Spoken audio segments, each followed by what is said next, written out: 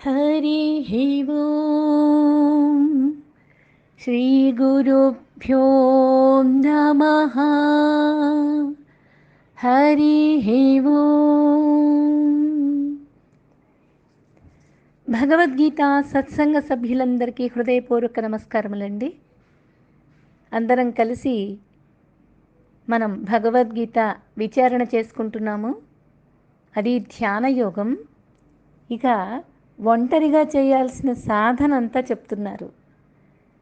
కలిసి ఎన్ని సాధనలు విన్నా, ఎన్ని అభ్యాసాలు విన్నా, ఎన్ని శాస్త్ర గ్రంథాలు అధ్యయనాలు చేసినా కానీ ఒంటరిగా చేయాల్సినటువంటి సాధన గురించి భగవంతుడు ఇప్పుడు మొదలు పెడుతున్నాడు. దాని వివరణ చెప్తున్నాడు. అది 9వ శ్లోకంలో చూద్దామా మరి.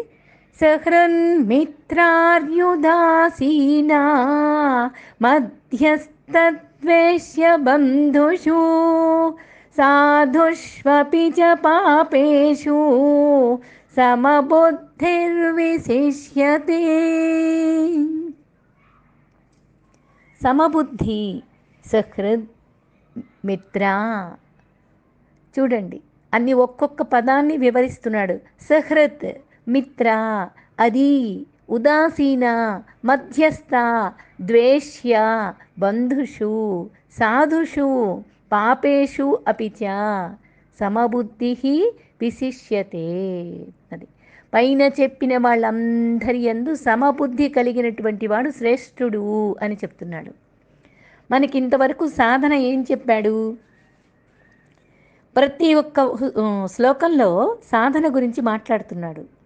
వస్తువులు, విషయాలు వాటి యందు కాకుండా వ్యక్తుల మధ్య కూడా భేదాన్ని చూడకూడదు అని క్రితం శ్లోకంలో చెప్పాడు.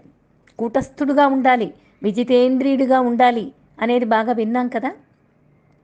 ఇప్పుడు ఏం చెప్తున్నాడు అంటే అసలు అందరి యందు సమభావం కావాలి, పాపాత్ముల యందు కూడా సమభావం కావాలి.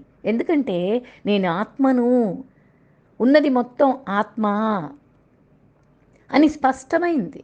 అందుకని ఇక్కడ సమబుద్ధి గురించి మాట్లాడుతున్నాడు. సహృత్ అంటే ఏంటి అంటే ఏది ఆశించకుండా ఉండేటటువంటి వాడు. అటువంటి వాడి యందు మిత్ర, మిత్రుని యందు, అరి, శత్రువు యందు, ఉదాసీన, తటస్థంగా ఉండేటటువంటి వాళ్ళ యందు, మధ్యస్థ, మధ్యవర్తుల యందు, ద్వేష్య అంటే అప్రియమైన మాటలు మాట్లాడేవాడి యందు, బంధుషు, బంధువుల యందు, సాధుషు, మంచివాళ్ల యందు, పాపేషు, పాపుల యందు సమబుద్ధి, సమభావాన్ని కలిగినటువంటి వాడు విశిష్యతే, శ్రేష్ఠుడు అని చెప్తున్నాడు. ఎంత గొప్ప సాధన అండి ఇది. ధ్యానం అవలంబించాలి అంటే ఇవన్నీ ఆ శ్రేష్ఠుడిగా ఉండగలగాలి. ఈ సాధనలన్నీ వాడి మనస్సులో బాగా సిద్ధం చేసి పెట్టుకోవాలి. అటువంటి వాడు ధ్యానం చెయ్యాలి అంటే అప్పుడు సిద్ధంగా ఉన్నట్లు లెక్క.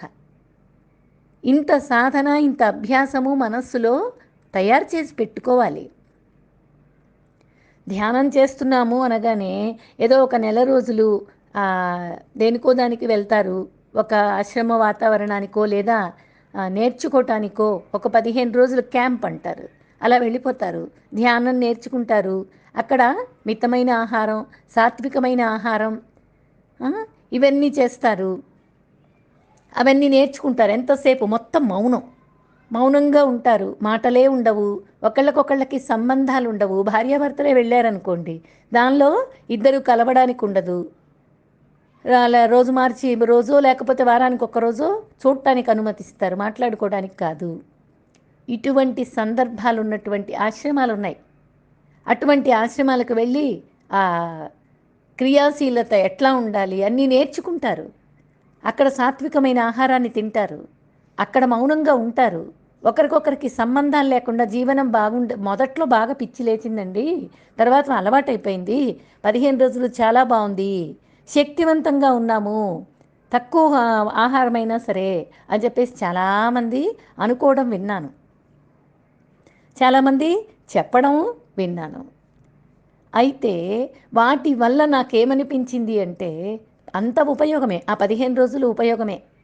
తర్వాత ఏంటి, జ్ఞానం లేనటువంటి సాధన, భగవద్గీత తెలియనటువంటి సాధన, ఆ 15 రోజుల సాధన ఇంకొక నెల 20 రోజులు, ఇంకో 2 నెలల వరకు పనికొస్తుంది. తర్వాత ఏమిటి? ఎందుకంటే అక్కడ సాత్వికమైన ఆహారం తీసుకున్నావు, మౌనంగా ఉన్నావు, బ్రహ్మచర్యాన్ని పాటించావు, ధ్యానం చేసావు కాబట్టి నీకు ఇంకో 2 నెలల వరకు ఆ శక్తి బాగా ఉపయోగపడుతుంది. కానీ లోపల జ్ఞానం లేదే. ఏదో చెప్పారు, ఎవరి సహాయంతోనో నేర్చుకున్నాం, ఎవరి సహాయంతోనో నిలబడగలిగాం, అయిపోయింది. ఆ సహాయం ఎంతవరకు వచ్చిందంటే ఒక్కొక్కళ్ళకి ఇంకో నెల రోజులు ఉంటుంది, ఒక్కొక్కళ్ళకి ఆ 15 రోజులే ఉంటుంది. తర్వాత ఇంకా గొప్పగా సాధన చేశాము అనుకునే వాళ్ళకి, సంస్కారం బాగా ఉన్న వాళ్ళకి ఇంకొక నెల రోజులు ఉంటుంది. ఆ తర్వాత పరిస్థితి ఏమిటి? జీవితం ఉన్నంత వరకు కదా, అసలు జన్మ లేకుండా చేసుకునే సాధన కదా భగవద్గీత మనకి చెప్తుంది. అటువంటి సాధన గురించి భగవంతుడు మనకి బోధ చేస్తే మనం దీన్ని పట్టించుకోకుండా ఎక్కడికో వెళ్ళి ఎవరి సహాయంతోనో ఎవరి బోధలతోనో కాసేపు ఒక సమయాన్ని కేటాయించుకొని ఆ సమయం వరకు ఉండి మరలా మన గృహానికి వచ్చి మన వాతావరణంలోనే జీవిస్తూ మన ఆహారాన్ని భుజిస్తూ దానికంటే డబల్ తింటాం. ఎందుకంటే 15 రోజులు అక్కడ మౌనంగా ఉండి సాత్విక ఆహారం తిన్నాం కదా, అబ్బా రుచి పచి లేని కూడు తిన్నాం, ఇంకా అవి చేసి పెట్టు ఇవి చేసి పెట్టు అని ఇంట్లో బాగా చేయించుకొని తినేస్తాం. 15 రోజులు మౌనంగా ఉన్నందుకు ఇంకొక నెల రోజులు ఎక్కువ మాట్లాడతాం.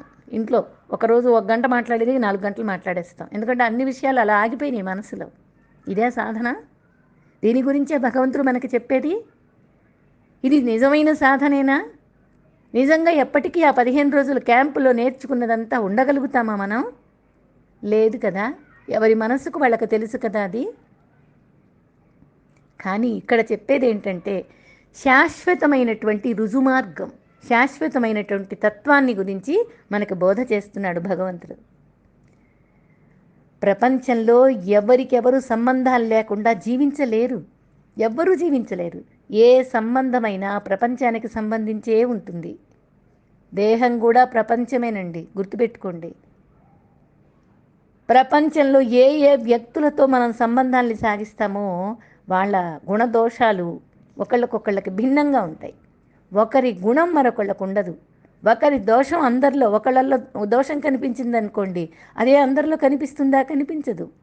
విరుద్ధ స్వభావాలతోటి, విభిన్న ప్రవృత్తులతోటి వ్యక్తులు జీవనాన్ని సాగిస్తూ ఉంటారు. ఈ విషయం మనకు బాగా అర్థమైంది.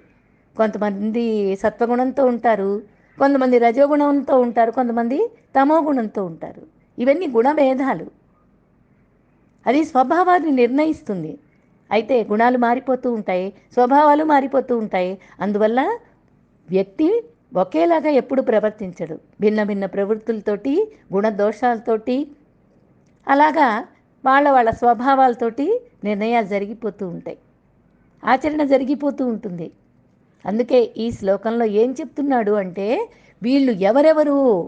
సుహృత్. సుహృత్ అంటే ఏంటి? ప్రత్యుపకారాన్ని ఆశించకుండా చేసేవాడు సుహృత్. ఇది ఉదారమైనటువంటి స్వభావం, దైవ లక్షణం. మనం ప్రేమ అనుకున్నాం. ప్రేమ అనేది దైవ లక్షణం. ఏమీ ఆశించకుండా, ఎవరి దగ్గర నుంచి ఏమీ కోరుకోకుండా ఇవ్వడమే లక్షణంగా ధ్యేయంగా పెట్టుకున్నటువంటి వాడు సుహృత్. దాన్ని భగవంతుడు ఇక్కడ చెప్తున్నాడు. 9వ అధ్యాయంలో దీని గురించి ఇంకా గొప్పగా చెప్తాడండి. ఇది తర్వాత మిత్రభావం. సుహృద్భావం అంటే అర్థమైంది కదా, అంటే అన్నిటికీ అతీతమైనటువంటి స్థితి. స్నేహం అనే మాట తర్వాత ఎందుకు చెప్తాడు? ఇదే స్నేహం అనుకుంటే మిత్ర అన్నాడు కదా. మళ్ళీ మిత్రభావం అంటే ఏంటి? స్నేహపాత్రుడు మిత్రుడు అంటే. కానీ స్నేహం అంటే ఏంటి అసలు అంటే అవగాహనతో, చెప్పకుండానే మనస్సులో ఇద్దరు స్నేహితులు ఉన్నారనుకోండి, మనస్సులో ఎదుటివాడి కష్టం కానీ సుఖం కానీ చెప్పకుండానే అర్థం చేసుకునేటటువంటి వాడు స్నేహితుడు.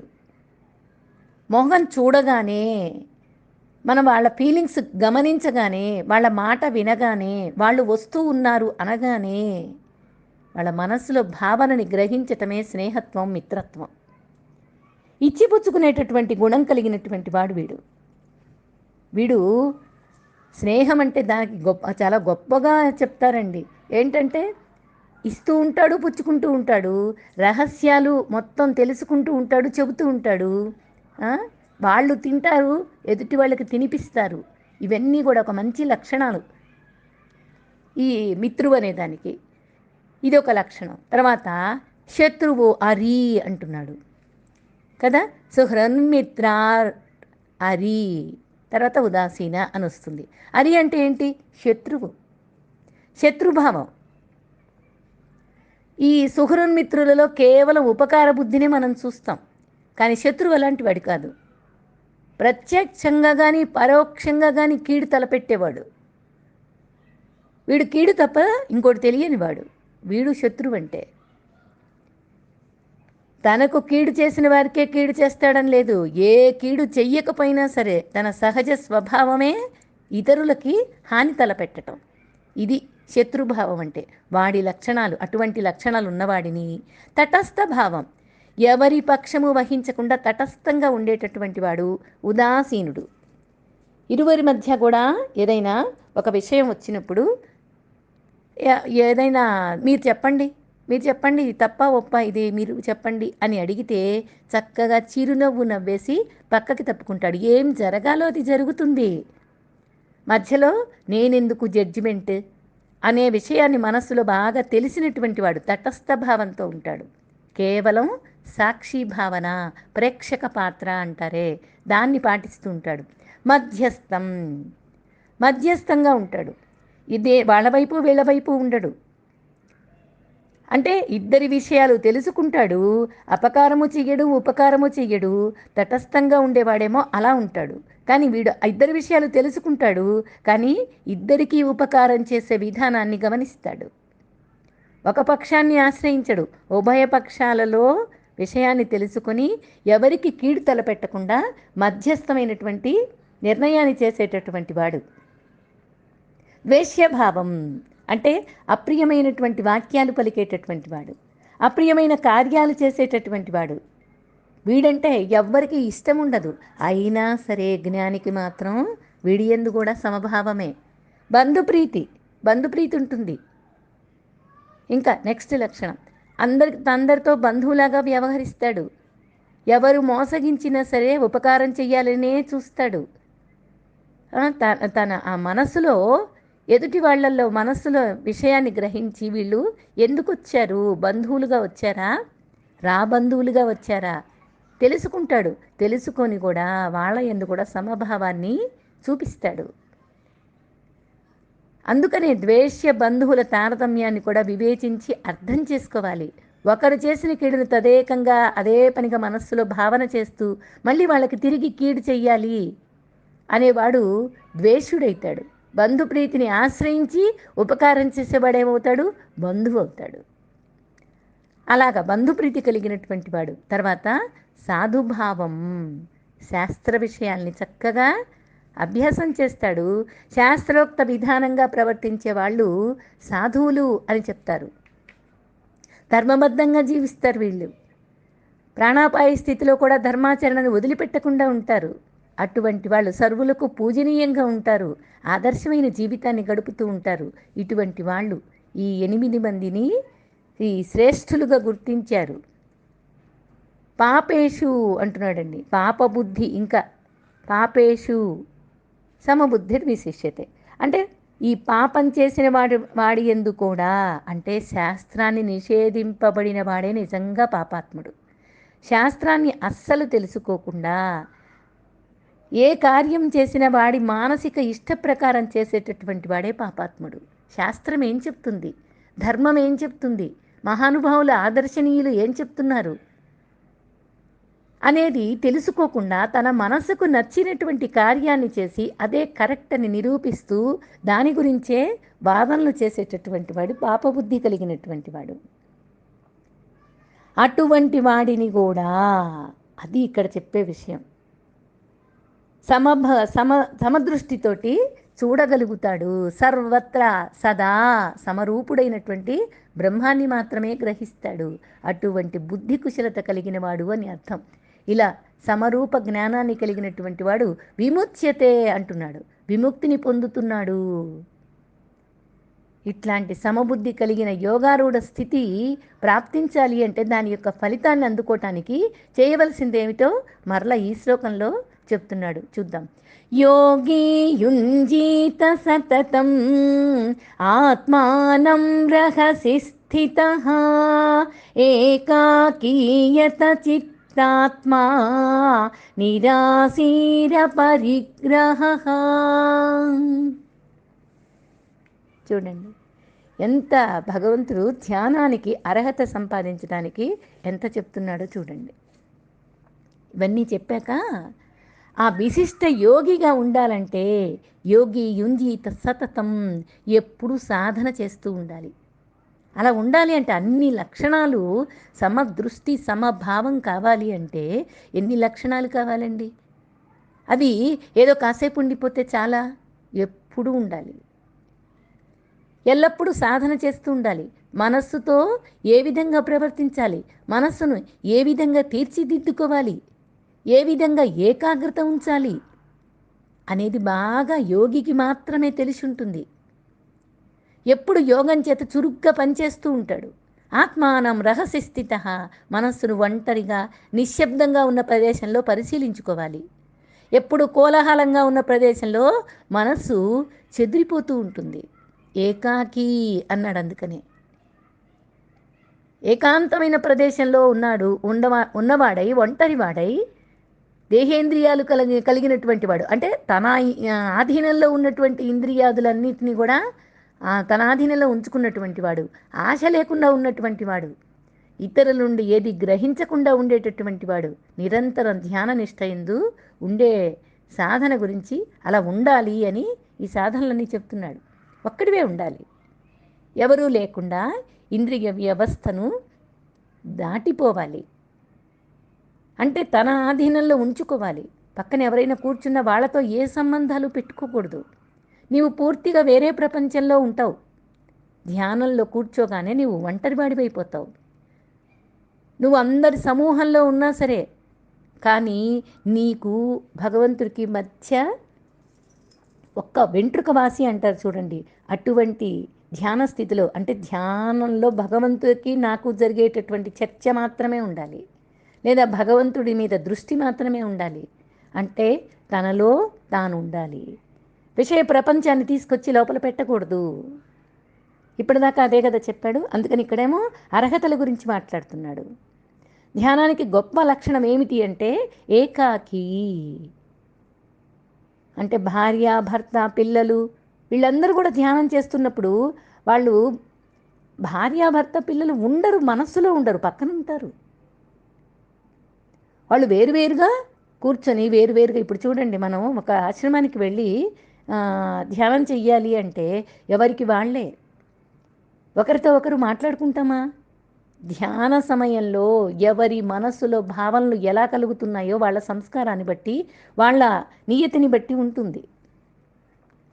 వాళ్ళ పూర్వజన్మ సంస్కృతి, ప్రపంచ వాసనలు ఎంతవరకు ఉన్నాయో వాళ్ళని తీసుకెళ్ళి అక్కడ కూర్చోబెడతాడు, అంతే.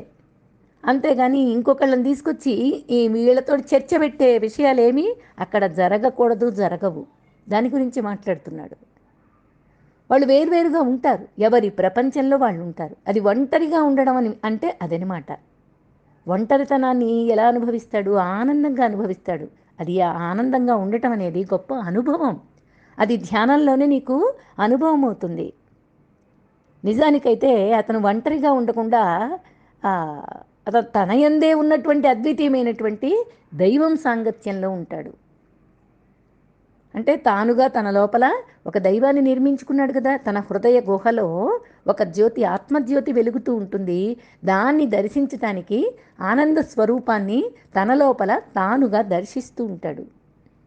ఇతరులు ఉండరు. ఇంకా ఇతరులు ఉన్నారు అంటే మళ్ళీ ఇది పోతుంది. ఈ విధంగా ఉండాలంటే ఎంతో సాధన చెయ్యాలి. ఈ సాధనా విధానాన్ని ఇక్కడ భగవంతుడు తెలియచేస్తున్నాడు. ఓ మనసా, వేరెవరింటిలోకి పోక నీవు నీయందే ఉండు. ఇక్కడ నువ్వు నేనే ఉందాం, వేరెవరిని ఉండనీయవద్దు అని బాగా చెప్పుకోవాలట.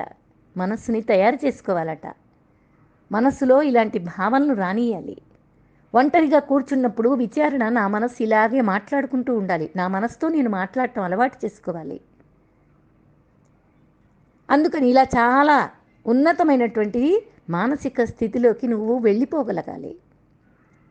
ఏం విచారణ చేస్తామండి, ఏం తెలియకపోతే విచారణ ఏం చేస్తాము అని చాలామంది అడుగుతారు. అసలు ఏ విషయం తెలియదండి, ఇంకా విచారణ ఏం చేస్తాము అని అంటే వాళ్ళు ధ్యానం చెయ్యలేరు. కానీ నువ్వు 6వ అధ్యాయంలో అడుగుపెట్టావు. ఇప్పటిదాకా కర్మయోగ వైభవాన్ని చూసావు, యోగారూఢుని స్థితి చూసావు, స్థితప్రజ్ఞుని లక్షణాలు చూసావు, ప్రజ్ఞగా ఎలా ఉండాలో చూసావు.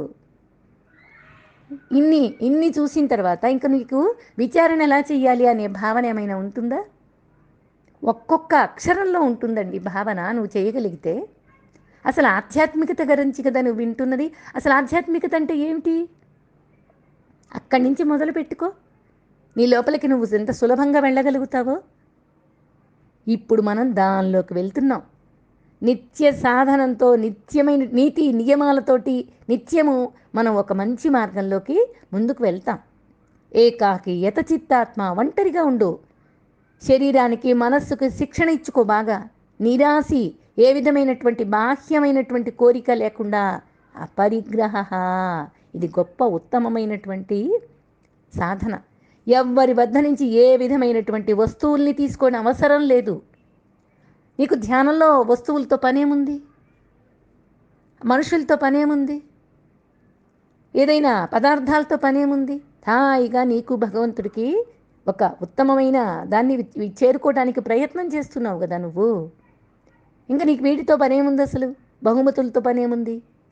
ఈ విషయాన్ని పతంజలి మహర్షి ఎంతో గొప్పగా చెప్తాడండి. ఎవరి వద్ద నుంచి ఏ వస్తువును తీసుకోవద్దు అని ఎంతో గొప్పగా చెప్తారు. ఆశించొద్దు. నీ మనస్సులో వాళ్ళ గురించి, వాళ్ళ దగ్గర వీళ్ళ దగ్గర అవి తీసుకోవాలి, ఇవి తీసుకోవాలి అనే విషయాన్ని మనసులోకి రానియద్దు. ఈ మార్గంలో ఏ విధమైన వస్తువులు నీకు సహాయపడవు. ఎవరైనా సరే డబ్బుని కానీ వస్తువుల్ని కానీ ఇవ్వాలని చూస్తారు, కానీ వాటి అవసరం నాకేమీ ఉండదు ధ్యానంలో. అందువల్ల అపరిగ్రహ, ఏమీ తీసుకోకపోవడం అన్నది తనంతట తానే మనస్సులో నిర్ణయం చేసుకోవాలి. నాకేం వద్దు అని అనగలడం గొప్ప లక్షణం. నేను కోరికలు పెంచే వాటిని వెతకటం లేదు. నేను వేరే గొప్పదాన్ని వెతుకుతున్నాను. దేన్ని వెతుకుతున్నాను? నా లోపల, నా హృదయంలో ఉన్నటువంటి ఆనంద స్వరూపాన్ని నేను వెతుక్కుంటూ లోపలికి వెళ్ళిపోతున్నాను. అందువల్ల నిరాశీరపరిగ్రహ, నాకు వేరే ఏమీ అక్కర్లేదు అనేటటువంటి స్థితికి నువ్వు వెళ్ళగలగాలి. ఇక్కడ ఒక ఎగ్జాంపుల్ చెప్తారండి. సోక్రటీస్ వినే ఉంటారు, అందరూ విన్న మహా గొప్ప తాత్వికుడు ఆయన, మహానుభావుడు. సరళమైనటువంటి, సున్నితమైనటువంటి, మితమైనటువంటి, హితమైనటువంటి జీవితాన్ని సాగించేటటువంటి వాడు. చివరికి పాదరక్షలు కూడా లేకుండా నడిచేవాడు. అటువంటి వాడు సోక్రటీస్ అంటే. ఒకరోజు చాలా విలువైనటువంటి వస్తువుల ఎగ్జిబిషన్ ఒకటి పెట్టారు. ఆ ఎగ్జిబిషన్లో వస్తు ప్రదర్శన బాగా చేస్తున్నారు. అందరూ విపరీతమైనటువంటి మనుషులందరూ చేరారు అక్కడ. విపరీతమైనటువంటి జనమంతా ఉన్నారు. ఆ జన కిక్కిరిసిన వాటిలో ఈయన కూడా వెళ్ళాడట. వాటిని పరిశీలిస్తూ నడుస్తున్నాడట సోక్రటీస్. అతనికి పరిచయం ఉన్న స్నేహితుడు వచ్చి చూచి ఆశ్చర్యపోయాడు. తన కళ్ళంతానే నమ్మలేకపోయాడట. సోక్రటీస్, నువ్వేంటి ఇక్కడ? ఆశ్చర్యంగా ఉందే అని ఆశ్చర్యాన్ని ప్రకటించాడు ఆ స్నేహితుడు. ఆయన చెప్తున్నాడు, సోక్రటీస్ అన్నాడట, నిజమే, నాకు ఆశ్చర్యంగానే ఉంది. నేనే కాదు, ఇంతమంది ఇక్కడ ఎందుకున్నారో నాకు అసలు అర్థమే కావట్లేదు. నేను 4 రోజుల నుండి ప్రతిరోజు ఇక్కడికి వస్తున్నాను. ఇక్కడున్న వస్తువులన్నింటినీ చూస్తున్నాను, పరీక్షించి మరీ చూస్తున్నాను. ఇవేమీ నా దగ్గర ఒక్క వస్తువు కూడా లేదు. అయినా సరే నేను అమితానందంతో ఉన్నాను కదా. ఇన్ని వస్తువులు ఇక్కడ పెట్టారు కదా, వీటిని ఆనందంతో ఇంతింత ధనం హెచ్చించి తీసుకొని వెళ్తున్నారు, చూసి వెళ్తున్నారు, ఊరికినే తిరుగుతున్నారు. కొంతమంది వస్తువుని కూడా పరిశీలించడం లేదు, ఊరికినే నడుస్తూ చూస్తూ ఉన్నారు, మాట్లాడుకుంటూ ఉన్నారు, అంతే. అయినా వీళ్ళ ముఖాల్లో ఎక్కడా ఒక్కరో కూడా ఆనందం కనపడటం లేదు. కొనుక్కునేటప్పుడు బాధపడుతూ కొనుక్కుంటున్నారు, ఇంత ధనం పెట్టాల్సి వస్తుంది అని. చూసేవాళ్ళు అబ్బా ఎంత బాగున్నాయి అని చూస్తున్నారు, కానీ మొహంలో ఆనందం కనపడటం లేదు. అలా చూడకుండా పరిశీలన చెయ్యకుండా ఏదో ఒకటి అని కొనుక్కొని వెళ్ళిపోతున్నారు. కొంతమంది అసలు ఏమీ చెయ్యకుండా కబుర్లు చెప్పుకుంటూ నడుస్తున్నారు. వీళ్ళందరూ ఎందుకు ఇక్కడికొచ్చారు? ఏముంది ఇక్కడ అని చూడటానికి నేనొచ్చాను. నా వద్ద ఒక్క వస్తువు లేదు, కానీ నేను అమిత ఆనందంతో ఉన్నాను. నా ఆనందంలో ఏనాడు ఒక కొరత లేదు, ఒక వెలితి లేదు అని సోక్రటీస్ చెప్పాడట. చూసారా? బ్రతుకు ఆనందంగా సాగాలి అంటే ఏవేవి కావాలో తెలుసుకోవడం కాదు, ఏవేవి అవసరాలు కావో అర్థం చేసుకోవాలి. అదే నిజమైన జ్ఞానం. అందుకనే నేను ఎప్పుడు చెప్తాను, కోరిక లేదా అవసరమా అనేది. కోరిక అవసరమా అని మధ్యలో చిన్న గీత గనక మనం పెట్టుకుని విచారణ చేసినట్లయితే ప్రతి విషయానికి విచారణ చేయొచ్చు. ప్రతిదీ కోరికగానే తెలుస్తుంది. అవసరాలన్నీ ప్రకృతి మనకి, లోపల ఉన్న భగవంతుడు, బయట ఉన్న ప్రకృతి మనకి సహకరించేవిగా మనకి సరిపోయింది. శరీరాన్ని అలాగే సృష్టి చేశాడు, ఇంద్రియాలను అలాగే సృష్టి చేశాడు. అవసరాలన్నీ గడిచిపోతాయి. ఒక్క గీటు మధ్యలో పెట్టుకొని ప్రతి వ్యవహారంలో నువ్వు కోరిక అవసరమా అనేది గనక విచారణ చేస్తే ప్రతిదీ కోరికే అని కొట్టిపారేయచ్చు.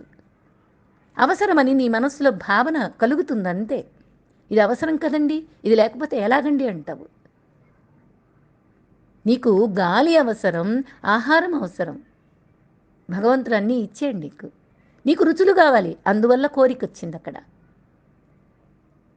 అందుకని ఏవేవి అవసరాలు కావో అర్థం చేసుకోవడమే నిజమైన జ్ఞానం.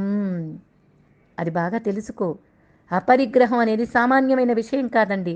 అపరిగ్రహం అనే లక్షణాన్ని వస్తుకోణం నుండే కాదు, తాత్విక దృక్కోణం నుండి కూడా చూడాలి. ఈ విషయాన్ని పతంజలి మహర్షి బాగా గొప్పగా చెప్తాడు. ఇంతవరకు మనకి బాగా విశ్లేషించుకున్నాం. ఈ విధమైనటువంటి సాధనలన్నీ ధ్యానానికి కూర్చోవడానికి, యోగాభ్యాసాన్ని చెయ్యాలి అంటే ఎటువంటి సాధన కావాలి అని బాగా విశ్లేషించుకొని ఏకాంత ప్రదేశం, ఏకాకి జీవనం, చిత్తాత్మ నియమం, నైరాస్యం, అపరిగ్రహం, ఇవన్నీ కూడా ఈ 5 లక్షణాలు కలిగినటువంటి ధ్యాన యోగి నిరంతరం అంతఃకరణని ఏకాగ్రతగా ఉంచుకునేటటువంటి సాధనలన్నీ చెప్పాడు. రేపటి నుంచి ధ్యాన యోగాభ్యాసాన్ని ఉపదేశిస్తాడు. దానికి మనస్సుని బాగా సిద్ధం చేసుకుని స్థిరపరచుకొని ప్రశాంతమైనటువంటి ధ్యాన స్థితిలోకి వెళ్ళిపోదామా మరి. హరి ఓం. శ్రీ గురుభ్యో నమః. హరి ఓం.